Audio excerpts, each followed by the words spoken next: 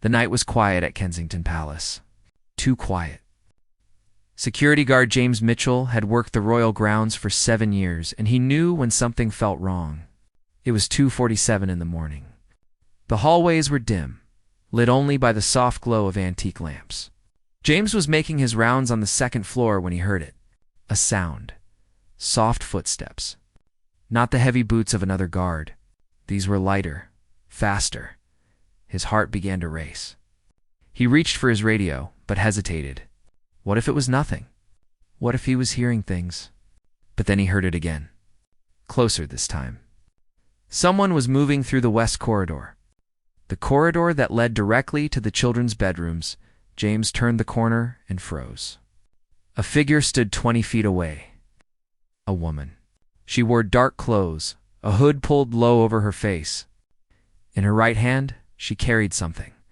A bag had hung heavy at her side. She didn't see him yet. She was staring at the doors. Reading the nameplates, James felt ice run through his veins. He knew which door she was looking at. The one with the small brass plate. The one that read Charlotte. He moved fast. His training took over. The woman spun around, her eyes wide with shock. For a split second, they locked eyes. Hers were wild, desperate.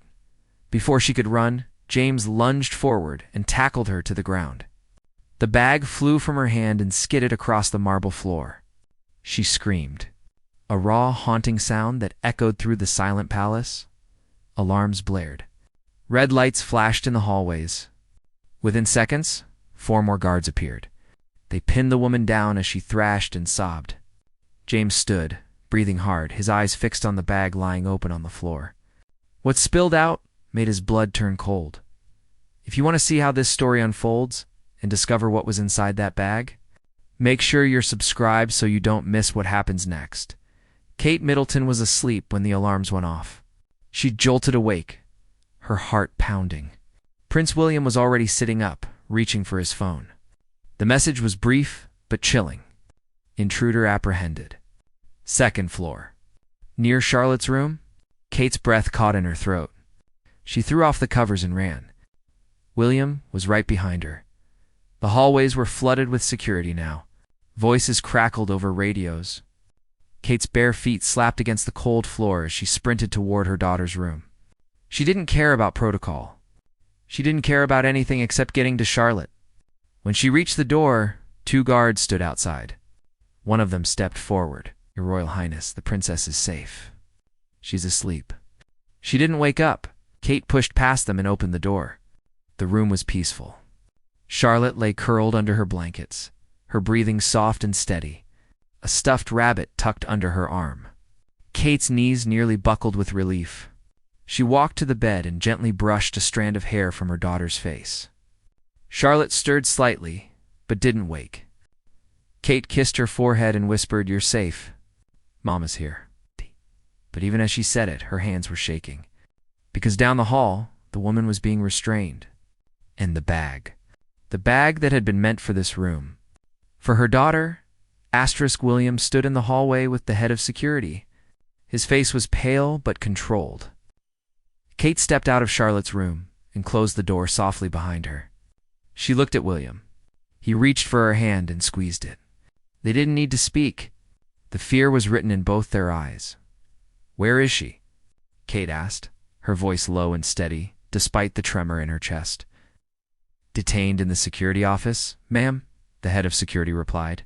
"The police are on their way." "And the bag?" William asked. "What was in it?" The security officer hesitated. His jaw tightened. He glanced at Kate, then back at William. "Sir, perhaps we should discuss this privately." "No," Kate said firmly. "Tell us now." The officer nodded slowly. "Rope, duct tape, a knife, and He paused, his voice dropping. "Children's clothes. A girl's dress. Size 5. The words hung in the air like a bomb that had just detonated. Kate felt the world tilt. Her vision blurred at the edges. William's grip on her hand tightened so hard it hurt, but she didn't pull away. She needed the pain. It kept her grounded, kept her from collapsing. "Charlotte sighs," Kate whispered. The officer nodded. "Yes, ma'am." Kate closed her eyes. She tried to breathe, tried to process what she was hearing. Someone had come here, into their home, into the place where her children slept. With rope, with tape, with a knife, and clothes meant for her daughter. The intention was clear, horrifyingly clear. "I want to see her," Kate said suddenly. Kate Williams started, but she cut him off. "I need to see her.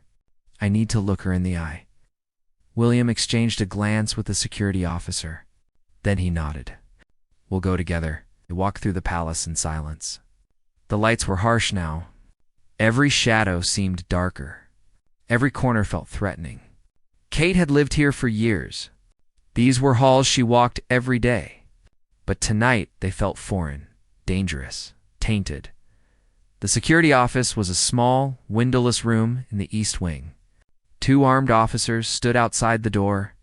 Inside, the woman sat in a metal chair, her hands cuffed behind her back. Her hood had been pulled down.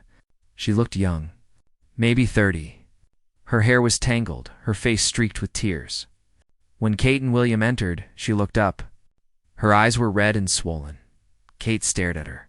This woman, this stranger who had come for her child. She wanted to scream, to rage, to demand answers. But instead, she stood perfectly still. Her voice, when she spoke, was ice. "Why?" The woman's lip trembled. She looked down at her lap, said nothing. "Look at me," Kate said, her voice rising. "You came into my home.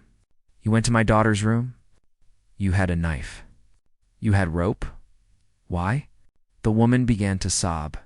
Her whole body shook. "I'm sorry," she choked out. "I'm so sorry. Sorry." Kate's voice cracked. "Sorry for what? What were you going to do to her?" The woman shook her head violently. No, you don't understand. And make me understand," Kate shouted. William placed a hand on her shoulder, but she shrugged it off.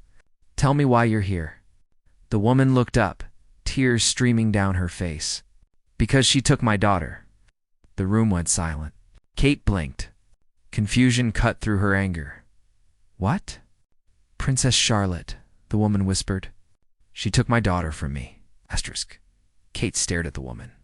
Her mind raced, trying to make sense of what she'd just heard. Charlotte was 8 years old. Child. How could she have taken anyone's daughter? "What are you talking about?" William demanded, stepping forward. "Princess Charlotte is a child. She hasn't taken anyone." The woman's face twisted with anguish. "You don't see it because you're part of it. You're all part of it. The system. The palace. The machine that destroys people like me." "Explain yourself," Kate said, forcing her voice to remain calm, even though her heart was hammering. Now the woman took a shuddering breath. "My name is Sarah Brennan. 3 years ago, I had a daughter, Emma. She was 5. Beautiful. Perfect. My whole world." Kate felt a chill creep up her spine. The woman's voice had changed. It was hollow now, distant, like she was speaking from somewhere far away. "Had nothing," Sarah continued. "No money, no family. I was sleeping in shelters, trying to keep us safe, trying to keep us together. But social services came. They said I couldn't provide for her. They said she needed stability, a proper home.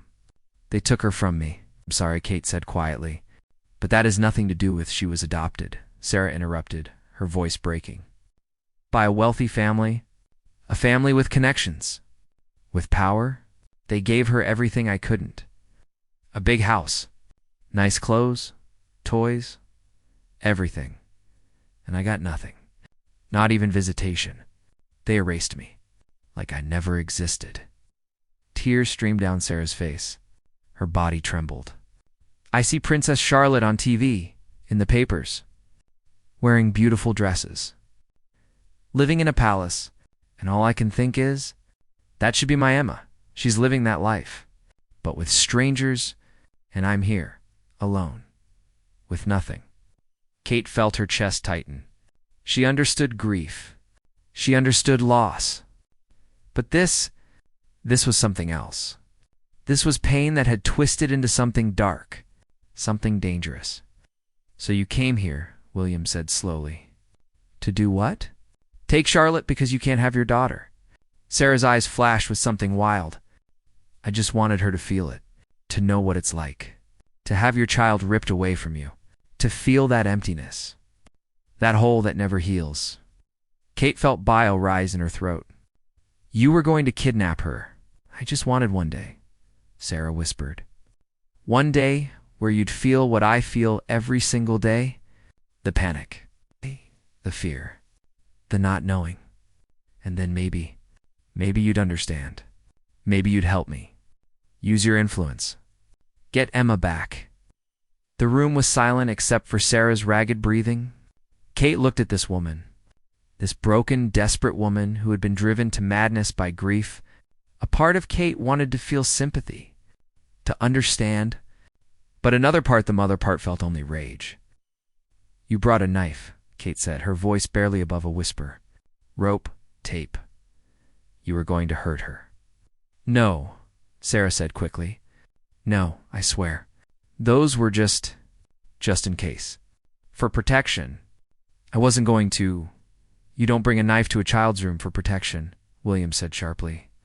You bring it with intent. Sarah dissolved into sobs again. Her whole body folded in on itself. I don't know what I was thinking. I haven't slept in days. I couldn't take it anymore. The pain, the emptiness. I thought if I could just make someone else understand. Kate stepped back. She felt William's hand on her shoulder again. This time she didn't pull away.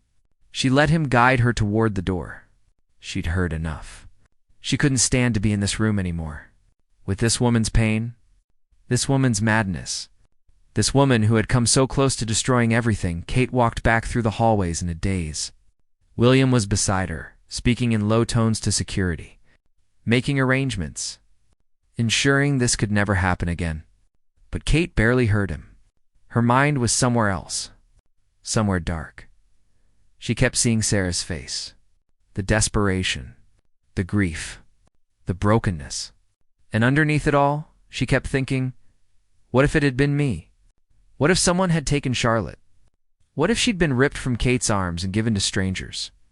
Would Kate have lost her mind too? Would she have done something desperate? Something unthinkable? The thought terrified her. They reached the family quarters. George and Louis were still asleep, unaware of what had happened. Kate checked on them anyway. She stood in each doorway, watching their small chests rise and fall, making sure they were real, safe, hers. When she returned to the master bedroom, William was sitting on the edge of the bed, his head in his hands. He looked up when she entered. His eyes were red. Are you all right? He asked. Kate almost laughed. Almost. No, I don't think I am. She sat down beside him. They sat in silence for a long moment. Outside, dawn was beginning to break. Soft gray light filtered through the curtains. She's sick, Kate said finally. That woman, Sarah, she's not a monster. She's just ... broken. She came here with a knife, Kate, with rope. She was going to take our daughter. I know, Kate whispered. I know, but did you see her eyes? The pain in them? She lost her child. The system failed her, and she had nowhere to turn, no one to help her. William looked at her, his expression torn between anger and understanding. You're not defending her. No, Kate said quickly. God, no. What she tried to do is unforgivable. But she trailed off, searching for the words. I'm a mother. And I can't help but think, how much pain do you have to be in to do something like that? How desperate do you have to be? William was quiet. Then he reached over and took her hand. You have the biggest heart of anyone I know.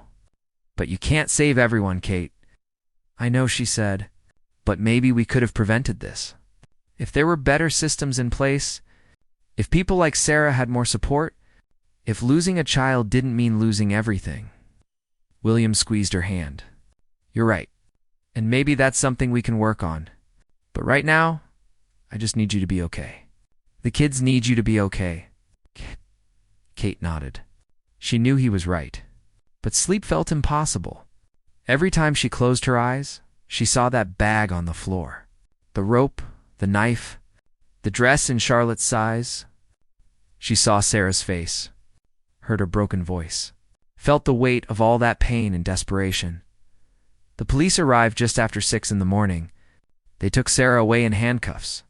Kate watched from the window as they led her to the car. Sarah looked so small, so fragile, like a strong wind could blow her away. Kate wondered what would happen to her now. Prison, most likely. But would that help? Would that heal her? Or would it just break her more? Charlotte woke up at 7:30. She came padding into her parents' room, her rabbit tucked under her arm, her hair messy from sleep. "Good morning, Mummy." "Good morning, Papa," she said with a yawn. Kate felt tears prick her eyes. She pulled Charlotte into a tight hug, burying her face in her daughter's hair. Charlotte squirmed a little, confused by the intensity. "Mummy, you're squishing me," she giggled. "Sorry, darling," Kate said, loosening her grip but not letting go. "I just love you so much." "I love you too," Charlotte said simply. Then she pulled back and looked at Kate with curious eyes. "Why were there alarms last night?" "I heard them a little bit." Kate and William exchanged a glance. How do you explain something like this to a child? How do you tell her that someone came to hurt her without stealing her innocence? Without making her afraid in her own home? Asterisk, there was a problem with the security system, William said gently. Just a test. Nothing to worry about, Charlotte nodded, accepting the explanation easily. Okay, can I have pancakes for breakfast? Of course, Kate said, her voice thick with emotion. Anything you want. Charlotte skipped out of the room, humming to herself. Kate watched her go, her heart aching. Charlotte had no idea how close she'd come to disaster, how a stranger had stood outside her door with terrible intentions. And maybe that was a mercy. Maybe it was better that she didn't know. That she could stay innocent a little longer, but Kate knew. And she would never forget. The next few days were a blur. Security was tripled. New protocols were put in place. Every entrance was reinforced. Every guard was retrained. The palace became a fortress. Kate tried to feel safer, but she didn't. She jumped at every sound. Checked on the children constantly. Couldn't sleep without waking every hour to make sure they were still there. Still safe. Still hers. William noticed. Everyone noticed. But no one said anything. They gave her space. Let her process in her own way.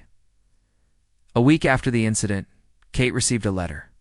It had been screened by security, deemed safe, and delivered to her private office. The handwriting on the envelope was shaky, childlike.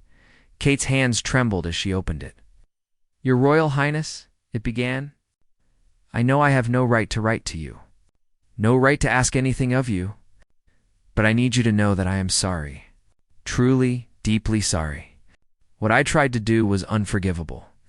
I understand that now. I was lost in my grief, drowning in it, and I thought hurting you would somehow ease my pain. But it wouldn't have.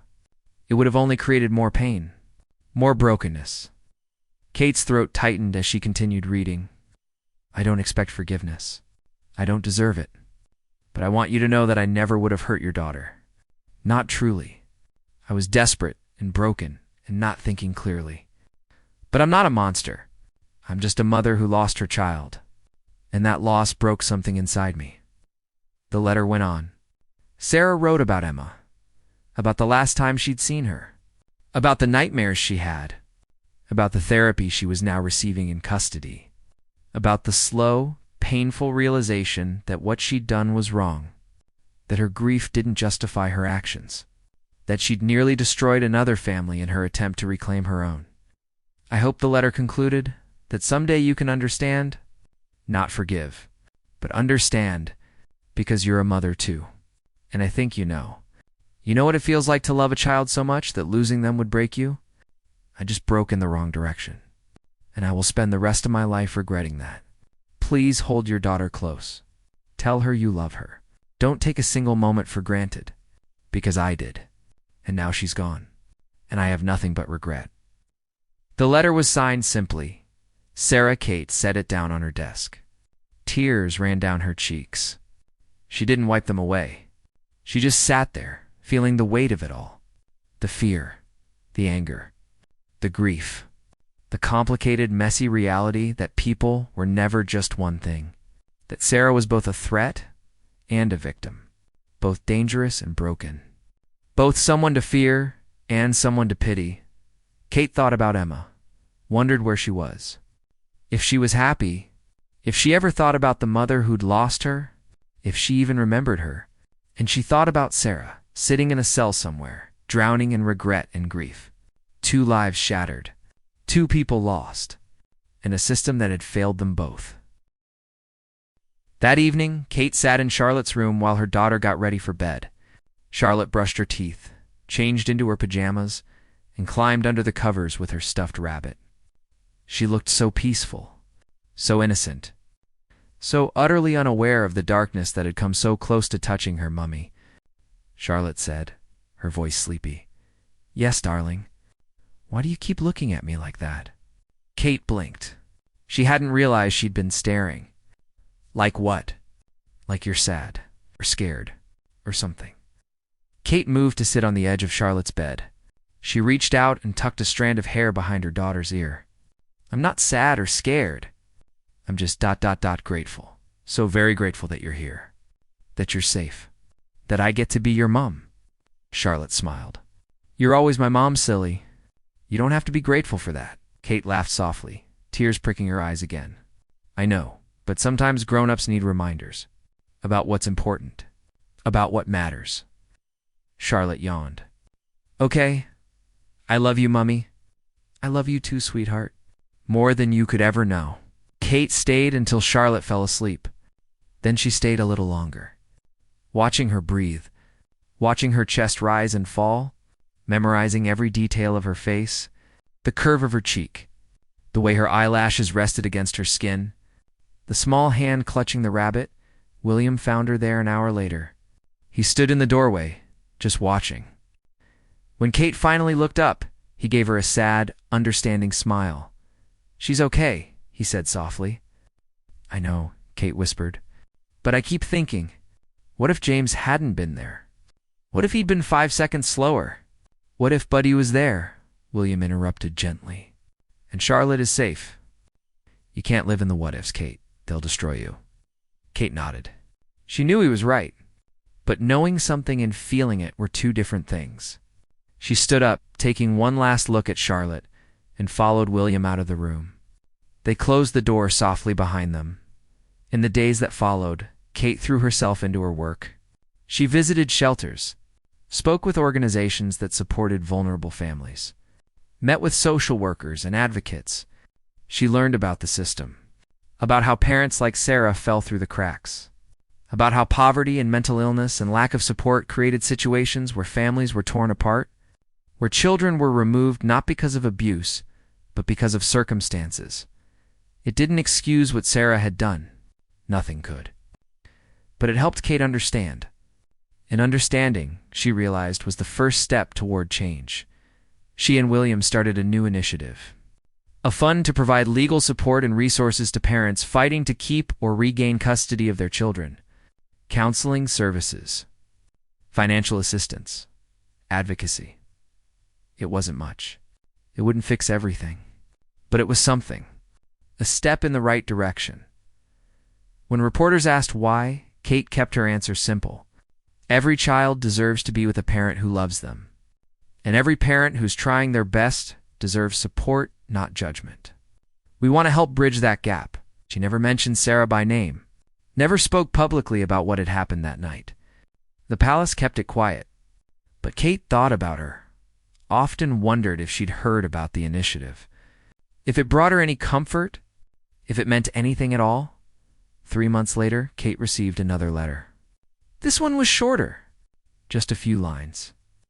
"Thank you," it read. "For trying. For caring. For not forgetting. What you're doing won't bring Emma back. But maybe it will save someone else's family. Maybe it will keep another mother from becoming what I became.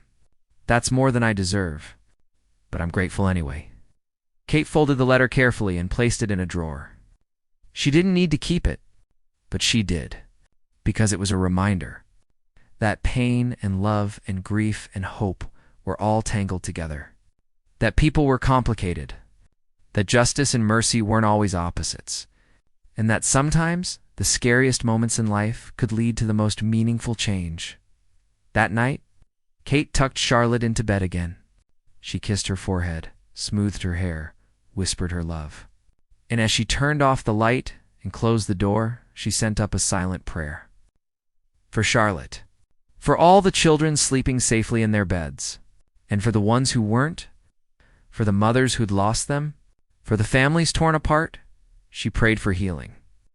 For second chances, for a world where love didn't have to turn into desperation, where grief didn't have to turn into violence, where every child could feel safe, and every parent could hold on to hope.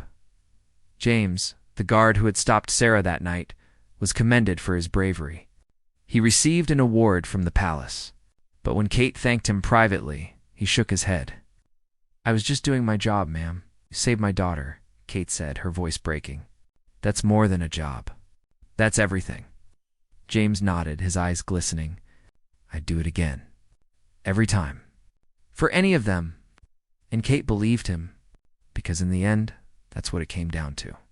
People protecting people. Parents loving children. Communities holding each other up. It wasn't perfect. It wasn't always enough, but it was all they had. And sometimes, when the world felt dark and dangerous and broken, that had to be enough. Charlotte never learned the full truth about that night.